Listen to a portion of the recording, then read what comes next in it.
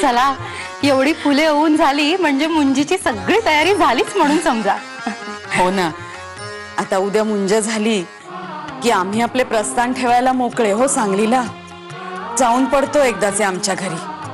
सुभद्रा वहिनी असे का म्हणताय? अहो हे सुद्धा तुमचंच घर आहे आणि निघायची एवढी घाई कशाच करताय? अगो तुला घाई वाटत नसेल पण इतरांना आमच्या जाण्याचीच घाई आहे हो। चलतोय ना आम्ही काही जणांच्या डोळ्यात। नाही नाही तसे अजिबात। माधव दादा आला। बाई अरे वा, मुंजीची जोरदार तयारी सुरू आहे वाटते। बरे तू हातपाय तोंड धुवून घे, मी पाने वाढावयास घेते। नाही माई नको, आज आम्ही फलाहारच घेऊ।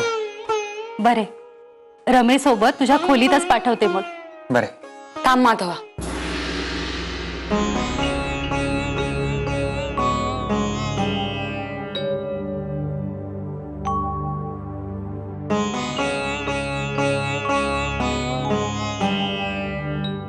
माधवा आज मला एका गोष्टीचा सोक्ष मोक्ष लावायचा आहे। ताई काकू, मला सांग, आपल्या पहिल्या रमेची नथ तू कोणाला दिलीस?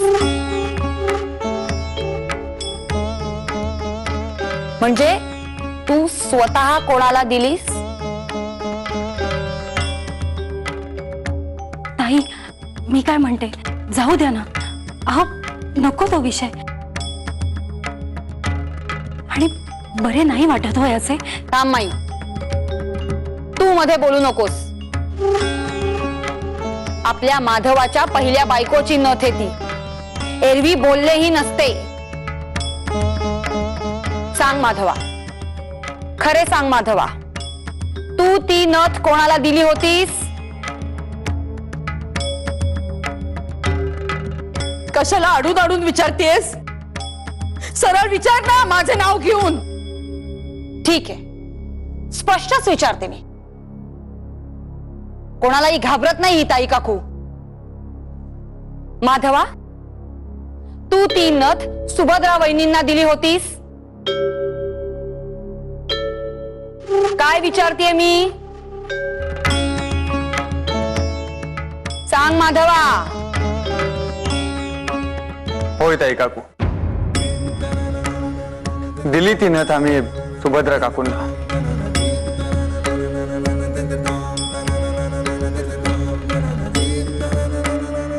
का पण काय झाले?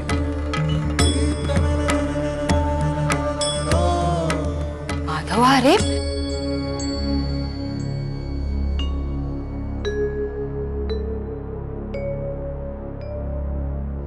साऊबाई,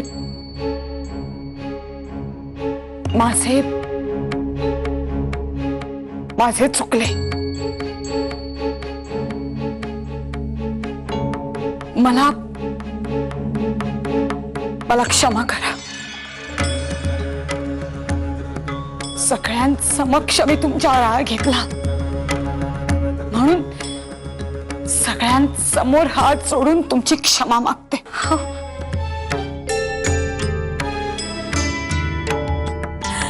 हवे असेल तर पाया पडते, मला क्षमा करा।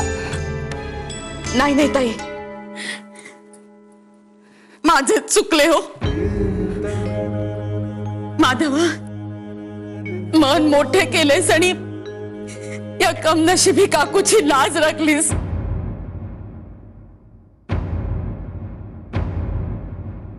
ताई, माधवाने नाही दिली मला नथ।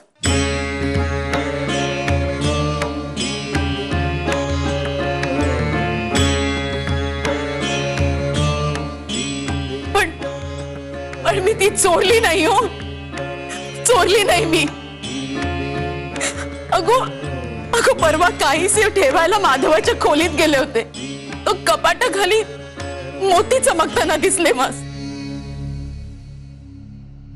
काढून पाहिले तो नथ, समोर आरसा होता ग, घालून पाहावीशी वाटली, घातली, आवडली मला। आणि इथून जाताना मी गुपचूप ठेवूनच जाणार होते हो. अगं 4 दिवसाची हौस मौस ग आमची, दुसरे कोण पुरवणार आहे? माधवा,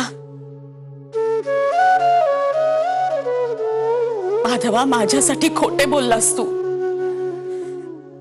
आज मी माझी चूक कबूल केली नसती ना तर टोचडी लागून राहिली असती हो जीवास. मात्रा काकू, तुझे काका असते ना आज तर या गोष्टीसाठी पाठ सोलवटून काढली असती माझी. पण ते जर का असते तर असे शालूला ठिगळ लागल्यासारखे इथे यावे नसते लागले रे आम्हास.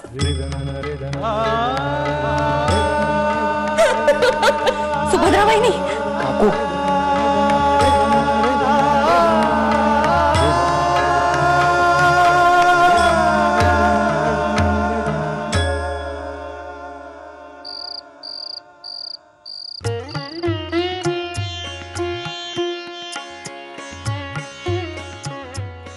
आपण फक्त फळे खाणार असे सांगितले होते म्हणून आणली आहेत.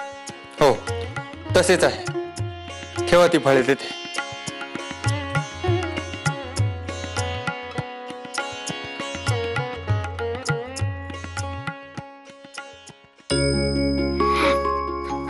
आपण काय झाले काय एवढा आनंद व्हावा यार? आपण माझ्याशी 1 दिवस आणि 11 घटकांनी बोललात. आबोला धरला होता ना.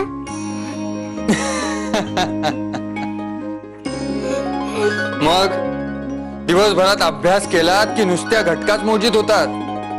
नाही केलाय ना अभ्यास. आत्ता आले मी. अहो रमाबाई, ताई हे घ्या तुमचे पाणी. अगो बाई, तुम्ही कशाच घातलीत अंथरुणे? मी केले असते ना.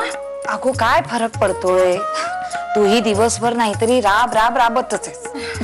बस इथे जरा 2 घटका बस को. अगो बाई, बसते काय मी आलेच पटकन. काय झाले आता? अहो मगाच्या घाई गडबडीत चक्क्यासाठी दही बांधायचे राहून गेले. अगो बाई, आणि पुरणपोळीसाठी सुद्धा मी आहे. ताई इथे खमकी बसलेली आहे हो हे सगळे करायला. मी सगळे केले, तू काही काळजी करू नकोस. बस निवांत. खरेच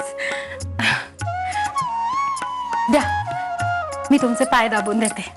द्या. खरोखरीच ताई, तुम्ही आहात ना म्हणून हे खटले नीट चालू आहे.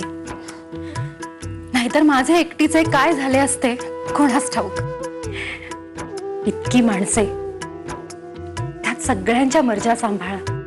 शिवाय रोज एक नवीन प्रश्न आहेच. हे करू का ते करू असे झाले असते हो मला. पण तुम्ही खांबासारख्या असता स्वयंपाकघरात म्हणून तर राहायलाच हवे मला तसे. काय नाहीतर तूच सांग मला माई. अगो तू एकटी कुठे कुठे पुरी पडशील. त्यात तुझा जीव भोळा आणि आमचे भाऊजी उदार करणं. मग तर बघायलाच नको. नाही पण बरी घाट घातली हो देवाने. अगो माई, तुला एक साधा सरळ सोपा उपाय सांगते. म्हणजे बघ हं, रात्री आपले सगळे आवरले म्हणजे चूल सावरून दिवसभराचा कारभार संपवून चुलीपाशी बसावे. एक पाव घटका बसावे आणि आठवावे आज दिवसभरात आपण काय काय केले, काय काय राहिले, काय काय उरले, काय काय पुरले, काय चुकले. म्हणजे सगळे काही सोपे होते. आणि मग मनाशी विचार करायचा की बाई उद्या मला काय काय करायचे आहे आणि उद्या जे करायचे आहे त्याची सगळी पूर्वतयारी झालीये का. सुरुवातीला सगळेच झाले असे वाटते आणि मग हा नियम अंगात मुरला की कामे कशी अगदी चोख पूर्ण होतात. आणि अगो माई, शिस्त शिस्त म्हणायची ती हीच. मीही अजूनही रोज चुलीपाशी एक पाव घटका बसते हो. म्हणूनच तर मला आज लक्षात आले की चक्क्यासाठी दही बांधलेले नाहीये. पुरणासाठी डाळ भिजत घातलेली नाहीये, म्हणून मी आपले करून टाकले सगळे. ताई खरेच तुम्ही म्हणजे पुरे, माझे कौतुक पुरे झाले आता. उद्या मुंजीचा धबडगा आहे ना, नेहमीपेक्षा लवकर उठायचे. जाऊन नी जाता. अगो माई, या रमेला तुझ्या पुढ्यात घेतेयस का माझ्याकडे पाठवतेयस? पाठवते तुमच्याकडेच.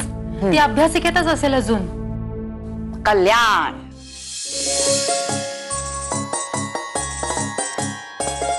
बांगड्या माझ्यासाठी आणल्या स्वतःनी. झुले उंच माझा झोका, झुले उंच माझा झोका.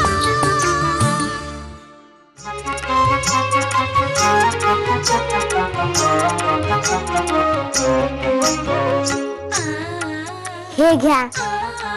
हे काय? आणि तुमची पाटी कुठे गेली? पाटीवर पुसावे लागते ना, म्हणून मी मोरपिसाने कागदावर लिहिले. अरे वा.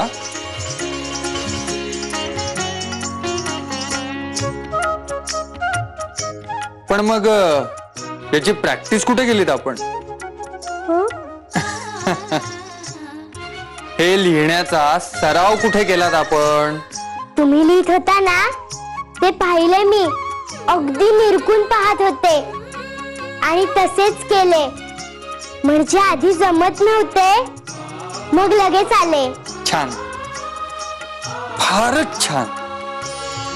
आमच्याकडेही तुमच्यासाठी एक सरप्राईज आहे. अहो गंमत आहे. गंमत? हो गंमत.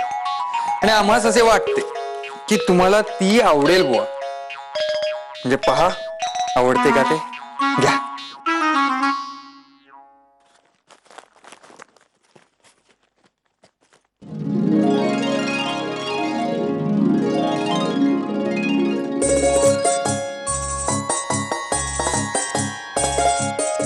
बांगड्या माझ्यासाठी आणल्या स्वतःनी. हो.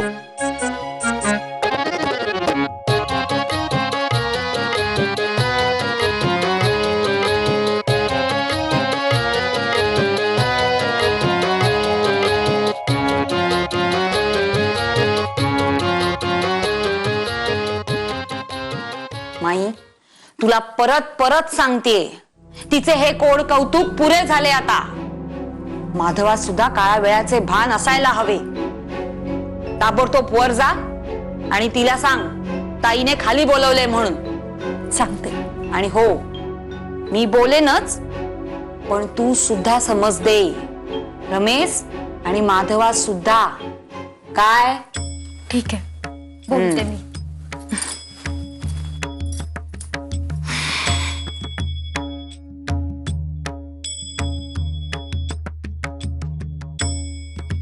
माईने सांगितले आणि माधवाने ऐकले. कल्याण. माधवा तुझा नवरा आहेच, पण गर्भाधानाला अजून अवकाश आहे बाळा. त्यामुळे रात्री बेरात्री अशी बोलत बसणे योग्य नव्हे. झुले उंच माझा झोका, झुले उंच माझा झोका. क ख रमा, अगो बाई, अजून चालूच आहे का अभ्यास? बरे, आता पुरे हो. चला निजावयास चला. उद्या मुंज आहे, त्यामुळे लवकर उठावे लागेल, नाही का? चल. आणि माधवा, तूही आता लवकरच निज हो. जास्त ताण नको डोळ्यास. रात्रीचे वाचित बसू नकोस. होय माय. चल.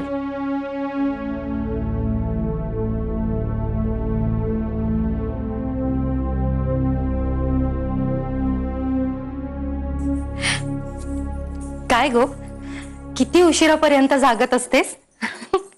दमत नाहीस तू? नाही, मला स्वतःबरोबर अभ्यास करायला खूप आवडते. दे, तुझे दागिने काढून देते. रमा, काय माई? मागे एकदा मी तुझ्याशी बोलले होते. घरच्यांसमोर कसे वागायचे, नवऱ्याशी कसे बोलायचे, ते आहे का तुझ्या लक्षात? हो. बाळास पुन्हा एकदा सांगते, माधवा तुझा नवरा आहेच, पण गर्भाधानाला अजून अवकाश आहे बाळा. त्यामुळे रात्री बेरात्री अशी बोलत बसणे योग्य नव्हे. पण माई, मी बोलीत नव्हते, मी तर अभ्यासच करीत होते. अगं तेच ते.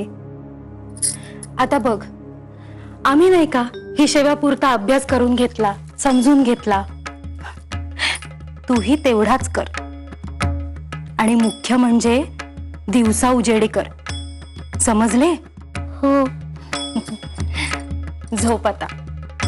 कोणी आपल्या वागण्यावरून बोल लावावयास नको म्हणून सांगते. हो, झोप, शांतपणे झोप.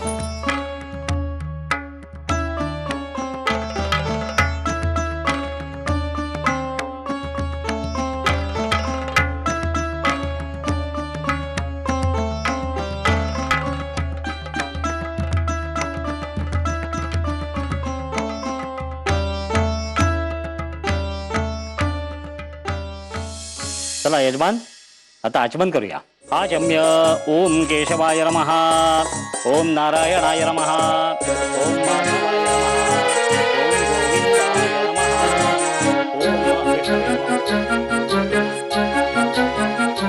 म्हणा भारद्वाज भारद्वाज गोत्र गोत्र उत्पन्नः उत्पन्नः रावजी रावजी शर्मणः शर्मणः अहम अहम अनंत अनंत शर्मणः शर्मणः मम